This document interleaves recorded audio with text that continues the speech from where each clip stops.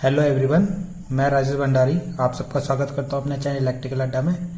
तो आज जो हम लेके आए हैं आपके लिए गॉस की परिमेय, ठीक है, गॉस थ्योरम ने आपके लिए लेके आए हैं। ठीक है, इससे पहले जो हमने इलेक्ट्रिक फ्लक्स के बारे में पढ़ लिया था कि इलेक्ट्रिक फ्लक्स क्या होता है, तो उसमें मैंने आपको बताया था इलेक्ट्रिक फ्लक्स क्या होता है।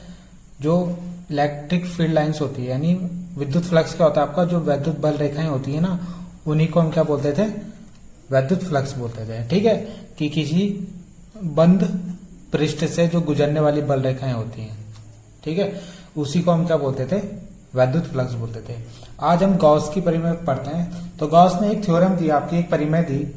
उसने क्या कहा कि जो आपका फ्लक्स होता है ना, ठीक है, यानी कोई आपका जैसे कोई बंद पृष्ठ है, सपोज ऐसा कोई बंद पृष्ठ है, ठीक, उससे फ्लक्स गुजरेगा, ठीक है, इस पृष्ठ से जो फ्लक्स गुजरेगा यानी जो फ्लक्स बाहर आएगा, ठीक है, वो कितना होगा, वो जो फ्लक्स होगा वो होगा आपका Q अपॉन एप्सिलॉन नॉट। ठीक है, अगर इसके अंदर सपोज Q चार्ज है, यानी इस बंद पृष्ठ के अंदर Q चार्ज है, तो ये जो फ्लक्स बाहर आएगा वो कितना होगा, ये जो Q आपने चार्ज रखा है उसका एप्सिलॉन नॉट। एप्सिलॉन नॉट पता है आपको, ठीक है, विद्युतशीलता किसकी, वायु की, ठीक है, तो उसके बराबर होगा। ठीक है, तो ये जो बाहर निकल रहा है आपको, ये क्या है, आपका वैद्युत फ्लक्स है, तो ये कितना होगा, Q अपॉन एप्सिलॉन नॉट के बराबर होगा। ये आपके गॉस की परिमेय के थ्रू हमें पता चलता है।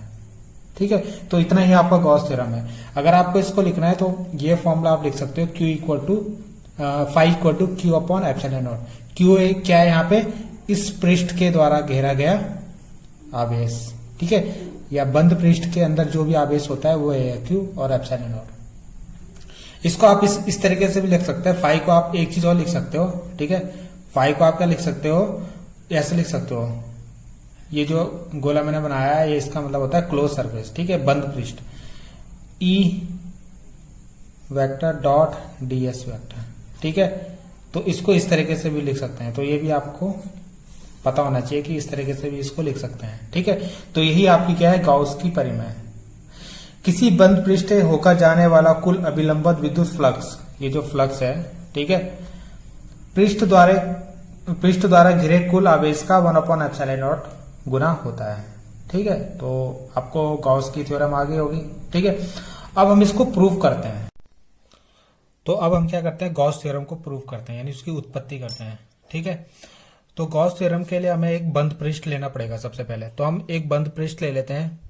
ठीक है, तो हम बंद पृष्ठ में क्या ले लेते हैं, गोला ले लेते हैं, ठीक है, इस तरीके से, और उसके सेंटर पे एक चार्ज ले लेते हैं Q। ठीक है, अब हमें जो लेके आना है, हमें लेके आना है कि जो फ्लक्स होता है वो Q अपॉन एप्सिलॉन नॉट के बराबर होता है।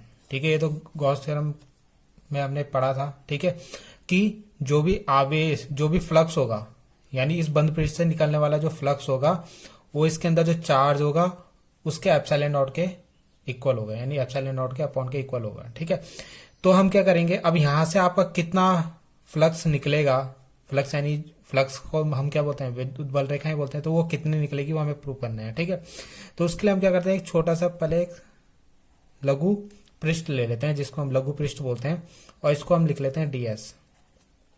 ठीक है, ds हमने एक लघु पृष्ठ ले लिया जिसकी केंद्र से दूरी कितनी, r। ठीक है, तो इसको P पॉइंट ले लेते हैं, सपोज हमने P पॉइंट पे। ठीक है, तो अगर हम यहां से देखें Q के कारण जो इस पृष्ठ पे वैद्युत क्षेत्र की दिशा होगी, वैद्युत क्षेत्र की दिशा जो होगी वो कुछ इस तरीके से होगी, परपेंडिकुलर बाहर की तरफ। ठीक है, क्योंकि प्लस है, प्लस के कारण जो होती है वैद्युत क्षेत्र रेखाएं बाहर की तरफ होती है। ठीक है, और अगर हम देखें यहां पे जो सदिश वेक्टर होगा उसकी दिशा भी कहां होगी, बाहर की तरफ। सदिश क्षेत्रफल जो होता है उसकी दिशा भी क्या होती है, क्षेत्रफल के लंबवत बाहर की तरफ होती है। ठीक है, तो ये आपका डायग्राम बन गया। ऐसे इसके अंदर बहुत सारे क्या होंगे, लघु पृष्ठ होंगे। ठीक है, तो हम क्या करेंगे, एक का निकालेंगे, उसके बाद उसका समाकलन कर देंगे। समाकलन का मतलब ये होता है कि सबको जोड़ना, तो उसके कारण हमारा क्या हो जाएगा, सभी लघु पृष्ठों में से निकलने वाला कुल फ्लक्स। ठीक है, तो सबसे पहले हम एक का निकालते हैं। ठीक है, तो अभी हमने एक फॉर्मूला पढ़ा था, D phi E equal to E vector dot ds vector, ठीक है। या हम इसको एक और चीज लिखते हैं, क्या लिखते हैं, E D S cos theta, ठीक। अब हमें क्या करना है, ये फॉर्मूला हमें मिल गया, ठीक है। ये हमने अभी तक पढ़ा भी था जब हमने इलेक्ट्रिक फ्लक्स के बारे में पढ़ा था, वैद्युत फ्लक्स के बारे में। अब हम क्या निकालते हैं, Q के कारण P पर वैद्युत क्षेत्र, ठीक है। तो Q के कारण P पर वैद्युत क्षेत्र, ठीक है। तो कितना आता है, इसका फॉर्मूला था E equal to 1/4 epsilon not Q upon R square. ये बहुत इजी मेथड में आपको करा रहा हूँ, ठीक है। इससे इक्वेशन 1 ले लो या इससे इक्वेशन 2 ले लो, ठीक है। तो ये इलेक्ट्रिक फील्ड का फॉर्मूला हो गया। हमें कुछ नहीं करना, वैद्युत क्षेत्र का जो फॉर्मूला है उसको यहाँ पे रखना है, ठीक है। तो हमारा आंसर आ जाएगा। अभी हमें यहाँ पे देखो, समीकरण 2 तो बना दिया हमने। अभी यहाँ पे आपको देखो, जो ये ds है और E है, इसके बीच में एंगल कितना है, कोण कितना है, 0, ठीक है। तो ये हम लिख लेते हैं सदिश क्षेत्रफल ds वेक्टर तथा E वेक्टर के बीच जो कोण होगा वो कितना है, थीटा इक्वल टू 0, ठीक है। 0 डिग्री है, तो ये हम क्या करेंगे, यहाँ पे 0 पुट कर देंगे। तो कितना आ जाएगा, तो cos 0 बराबर 1 होता है, तो d फाई इक्वल टू कितना आ जाएगा, ई डी एस, ठीक है। तो ये क्या आया, इस वाले पृष्ठ के लिए आया कि इतना फ्लक्स इससे निकलेगा। अब हमें संपूर्ण पृष्ठ का निकालना है, ठीक है। संपूर्ण पृष्ठ से निकलने वाला फ्लक्स, ठीक है। तो ये तो आ गया आपका, जब अपने यहाँ पे थीटा की जगह 0 रखा तो क्या बचा, 1 आ, तो केवल ई डी एस बचा हमारा, ठीक है। अब संपूर्ण पृष्ठ के कारण निकालना है, तो हमें क्या करना पड़ेगा, इंटीग्रेशन करना पड़ेगा। तो इसका इंटीग्रेशन कर लो, डी फाई ई, ठीक है। तो ये हो जाएगा, संपूर्ण का करना है तो संपूर्ण को हमने एस ले रखा है, इसका क्षेत्रफल, ठीक है। तो एस ले लिया है, यानी टोटल ये एस है, ठीक है। तो ई डी एस, ठीक, इसको डॉट नहीं है, ठीक है, ई डी एस है। तो इसका इंटीग्रेशन तो आपका फाई ई होगा, इक्वल टू ई तो आपका कांस्टेंट है तो बाहर आ जाएगा। आपका जो इंटीग्रेशन होगा वो किसका होगा, डी एस का, ठीक है। डी एस का इंटीग्रेशन होगा, और वो भी कैस, डी एस का इंटीग्रेशन का मतलब है कि पूरे का हम निकाल रहे हैं कि पूरे के कारण जो इलेक्ट्रिक फील्ड निकल आपका, पूरे के कारण जो वैद्युत फ्लक्स आपका पास होगा, ठीक है। डीएस का इंटीग्रेशन का मतलब है, ये एक डीएस है और उसका इंटीग्रेशन कर दिया, मतलब ये पूरे है, इसके अंदर जितने भी ऐसे छोटे लघु खंड होंगे उनका, ठीक है, उनका हमें इंटीग्रेशन करना है। यानी उससे निकलने वाला फ्लक्स, ऐसे इससे फ्लक्स निकल रहा होगा, इससे भी ऐसे, ठीक है, सबसे फ्लक्स निकल रहा होगा, तो उसका, तो डी फाई ई की वैल्यू अभी हमने ऊपर निकाली थी 4 pi epsilon not Q upon R square, ठीक है।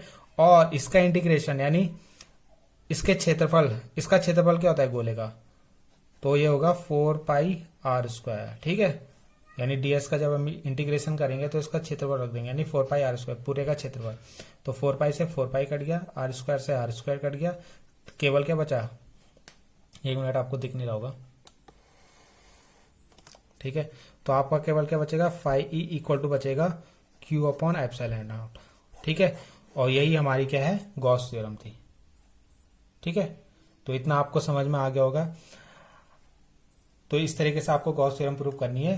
तो ये छोटी सी गॉस थ्योरम है जो बहुत इजी मेथड से मैंने कराई आपको, ठीक है। अब एक केस आता है कि सपोज आपका ये जो क्यू चार्ज था वो क्या है, ऐसे है, ठीक है। ये कोई गोला है और चार्ज कहाँ है आपका, बाहर है, कहीं बाहर है। अब वो पूछता है कि अब इस केस में आपका कितना फ्लक्स पास होगा, यानी कितना फ्लक्स आपका इस बंद पृष्ठ से गुजरेगा। तो इस केस में फ्लक्स की वैल्यू कितनी होगी, 0 होगी, ठीक है। क्योंकि हमेशा जो चार्ज होगा वो अंदर होना चाहिए, बंद पृष्ठ के अंदर होना चाहिए आपका, बाहर नहीं होना चाहिए। जब भी बाहर होगा तो इस बंद पृष्ठ से कोई फ्लक्स नहीं गुजरेगा आपका, ठीक है। उस केस में ये 0 हो जाएगा। तो उस केस में से जो फ्लक्स गुजरने की वैल्यू होगी वो 0 होगी, ठीक है। इससे गुजरेगा, ठीक है, ऐसे गुजरेगा इससे फ्लक्स, मगर क्या होगा, जितना यहां से अंदर जाएगा उतना ही यहां से बाहर, यानी एक वैल्यू प्लस में होगी, एक वैल्यू माइनस में होगी, तो वो दोनों एक दूसरे को कैंसिल कर देंगे उस केस में, ठीक है।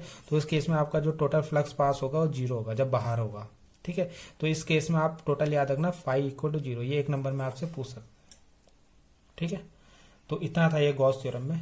तो आई होप आपको समझ में आया होगा। Thank you.